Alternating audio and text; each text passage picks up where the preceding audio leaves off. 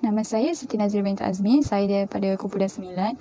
Hari ini saya nak bercerita sikit tentang hasil temu bual kami dan sedikit refleksi daripada temu bual kami. Okey, soalan yang pertama telah kami tanya adalah berapa lamakah beliau telah berkhidmat sebagai seorang kaunselor? Kami telah memilih kaunselor yang bernama Puan Jamilah binti Abdul Wahab.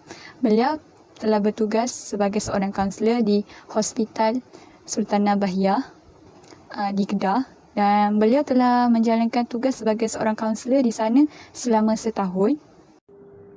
Nama saya Siti Farhana binti Mahasan, bernombor matriks 277759. Berdasarkan temu bual yang telah kami adakan dengan Puan Jamilah, beliau telah memberikan jawapan terhadap jenis-jenis teori yang menjadi panduannya dalam memberikan perkhidmatan kaunseling. Berjumpa dengan klien bagi memberikan khidmat kaunseling, sudah tentulah seseorang kaunselor perlu menghadapi pelbagai jenis ragam klien. Menurutnya, beliau sering menggunakan teori Cognitive Behavior Therapy iaitu CBT dan juga teori terapi reality secara berselang-seli, yang mana kedua-duanya di bawah kaunseling kognitif ataupun lebih dikenali sebagai teori tingkah laku dengan mengikut kesesuaian tingkah laku klien tersebut. CBT ini dapat membuatkan klien tersebut mengenal pasti cara untuk mengawal emosi dirinya. Manakala teori terapi reality pula dapat membantu klien menemukan alternatif-alternatif dalam mencapai tujuan dengan syarat klien sendiri yang menetapkan tujuan tersebut.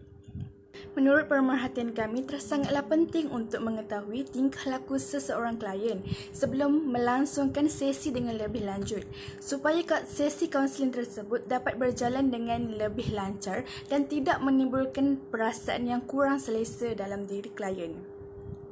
Perkara ini juga boleh membuatkan kaunselor lebih bersedia dari segi fizikal dan mental terhadap tingkah laku klien yang berbeza-beza. Assalamualaikum warahmatullahi wabarakatuh. Nama saya Nur Atika binti Othman dengan nombor matrik 278924. Saya akan meneruskan pembentangan dengan teknik yang digunakan oleh Puan Jamilah sebagai seorang psikologi kaunseling di Hospital Sultanah Bahiyah, Kedah. Ketika kami menemu bual beliau telah berkongsi pelbagai teknik yang digunakan oleh beliau untuk diaplikasikan terhadap klien beliau, dan salah satu daripadanya ialah teknik WDEP. Teknik WDEP terdiri daripada W iaitu one, kemahuan yang diingini dalam sesi kaunseling. D ialah doing atau direction yang merupakan tindakan yang akan dilakukan untuk menyelesaikan masalah klien, dan E evaluation bermaksud penilaian, dan akhir sekali ialah P iaitu planning atau perancangan. Selain daripada itu, teknik yang digunakan oleh beliau juga dalam sesi kaunseling ialah menstruktur semula kognitif. Teknik ini digunakan untuk menyelesaikan masalah pemikiran negatif klien. Ketika menemu bual beliau, kami juga sempat menanyakan tentang isu semasa yang berkaitan dengan perkhidmatan beliau sebagai seorang kaunselor di hospital. Isu semasa yang berkaitan dengan perkhidmatan beliau ialah kerisauan yang melampau sehingga menyebabkan seseorang mengalami anxiety. Selain daripada itu ialah isu peribadi, iaitu cara untuk menguruskan stres dengan betul.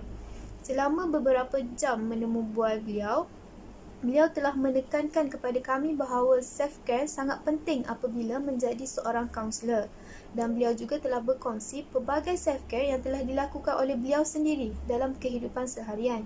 Perkara ini merupakan satu ilmu yang baru kepada kami dan boleh kami praktikkan dalam kehidupan seharian. Itu sahaja daripada saya. Sekian, terima kasih. Terusnya, bagaimana penerimaan klien daripada individu, masyarakat atau kelompok terhadap kaunseling yang beliau telah setting? Beliau menjelaskan bahawa penerimaan klien beliau selepas sesi tamat, klien beliau sangat berpuas hati dan mereka mula menyedari peranan sebagai peranan kaunselor, dan mereka mula berubah ke arah yang lebih baik, lebih positif untuk meneruskan kehidupan mereka. Refleksi daripada temu bual bersama kaunselor dapat menambah lagi minat saya dalam bidang kaunseling. Yang pada mulanya saya ragu-ragu, takut kalau saya tak boleh bawa, tapi selepas mendengar cerita Puan Jamilah, mendengar penerangan Puan Jamilah, saya rasa makin minat untuk mencuburi bidang kaunseling, minat untuk membantu orang lain. Nama saya Nur Fatihah Najwa binti Muhammad Faisal, nama matrik 276840. Bagaimanakah untuk menjadi seorang kaunselor yang efektif? Menurut Puan Jamilah, beliau menyatakan 6 karakteristik untuk menjadi seorang kaunselor yang efektif. Yang pertama adalah amanah. Yang kedua, berfikiran terbuka. Yang ketiga, kesedaran diri. Yang keempat, jujur dan ikhlas.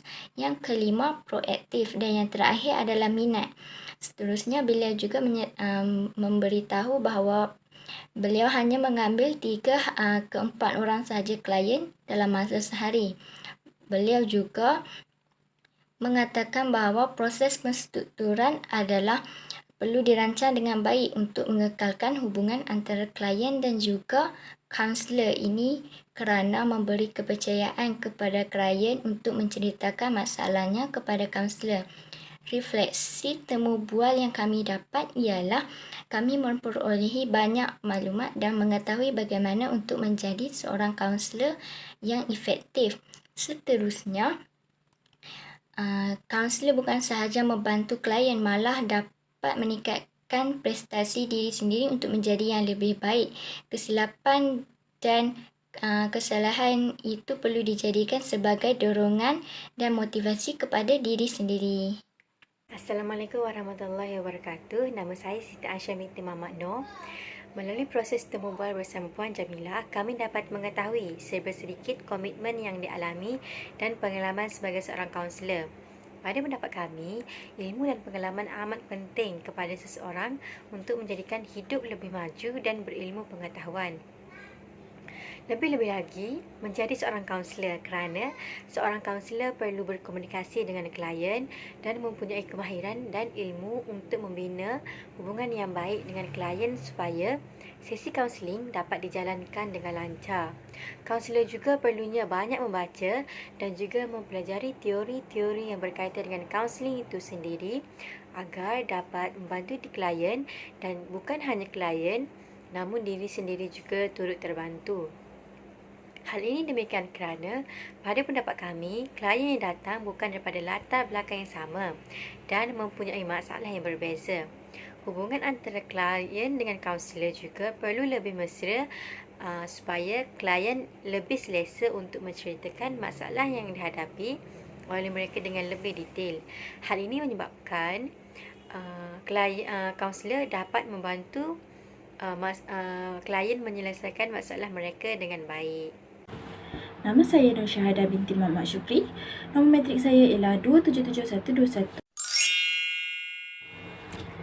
Mengenai dengan kaunseling pelbagai budaya di Malaysia, kami mendapat beberapa jawapan daripada kaunselor yang telah kami pilih bagi melakukan sesi temu duga.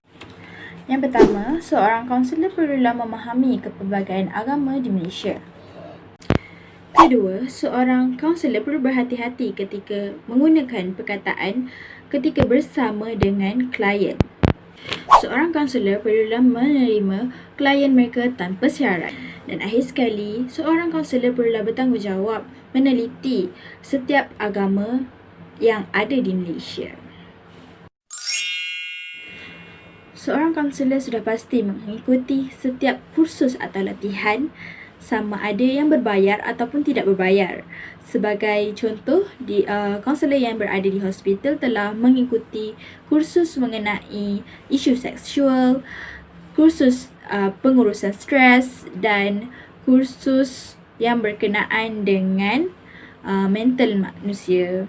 Jadi, kita dapat tahu bahawa setiap kaunselor perlu menghadiri beberapa kursus bagi menambahkan ilmu yang ada di dada mereka bagi memudahkan urusan bersama dengan klien.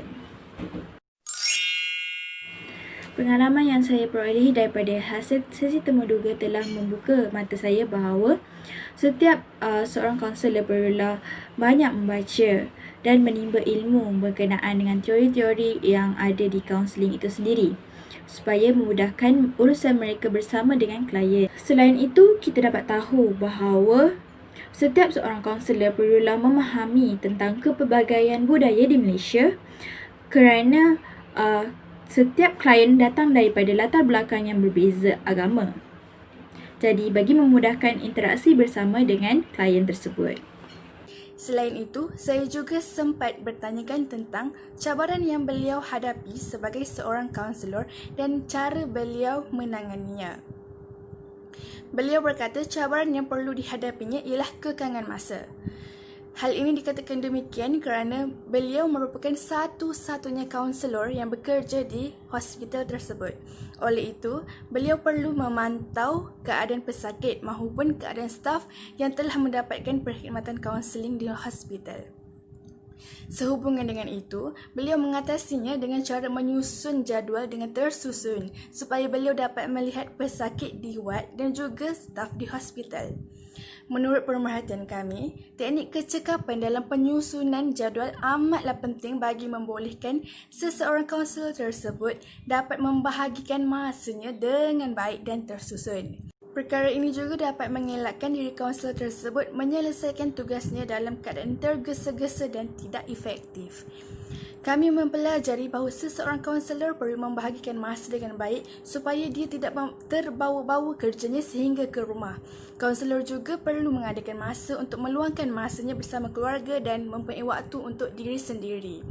Hal ini dikatakan demikian supaya fizikal dan mental seseorang kaunselor tidak terbeban dengan pelbagai masalah dan seterusnya yang akan membuatkan dia berada dalam tekanan.